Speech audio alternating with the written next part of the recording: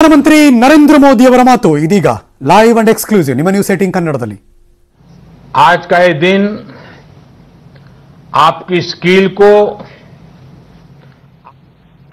आपके कौशल को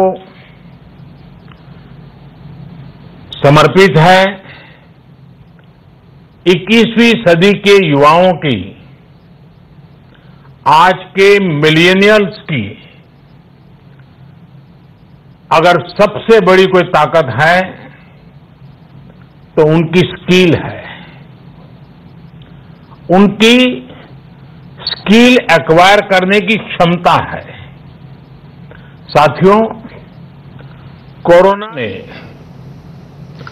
work culture के साथ ही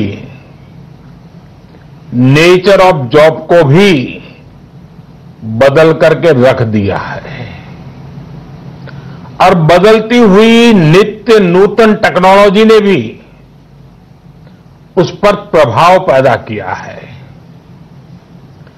नए वर्क कल्चर और नए नेचर ऑफ जॉब को देखते हुए हमारे युवा नई नई स्किल्स को तेजी से अपना रहे हैं।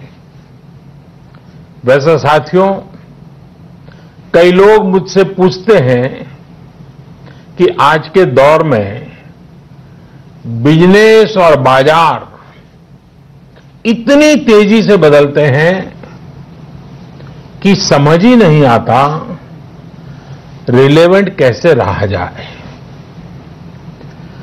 कोरोना के इस समय में तो ये सवाल और भी अहम हो गया है।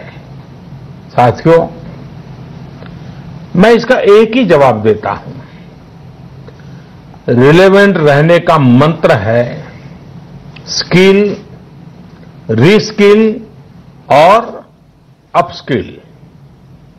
स्किल का अर्थ है आप कोई नया हुनर सीखें।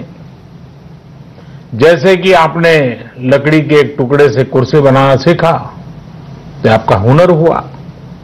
आपने लकड़ी के उस टुकड़े की कीमत भी बढ़ा दी, वैल्यू एडिशन किया, लेकिन ये कीमत बनी रहे इसके लिए नई डिजाइन, नई स्टाइल, यानी रोज कुछ नया जोड़ना पड़ता है। उसके लिए नया सीखते रहना पड़ता है और कुछ नया सीखते रहने का मतलब ही है रीस्किल। और हमारी जो स्किल है उसका और विस्तार करना।